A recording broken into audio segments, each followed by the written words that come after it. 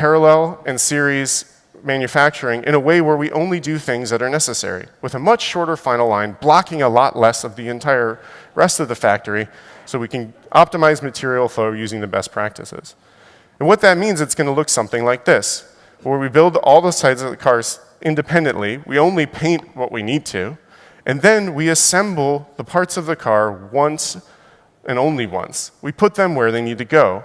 The interior is attached from a bottom-up or a top-down strategy, so there's more access for those robots and people. We aren't moving heavy objects around and doing nothing to it, and it means we're doing more work on the car more of the time. And then, when we take all of these tested sub-assemblies and we put them together, we finally assemble the car only one time, putting the sides on with all of their parts to a front and rear that was already assembled, carrying the floor in with the seats, and finally boxing it out with the doors one time, just like Cybertruck.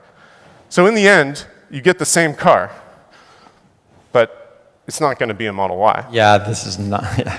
This is a Model Y for illustration, not the next-gen vehicle. In the end, what does that mean? To increase the scale and adoption of electric vehicles on the orders of magnitude that we just showed you, we have to make constraints part of the solution.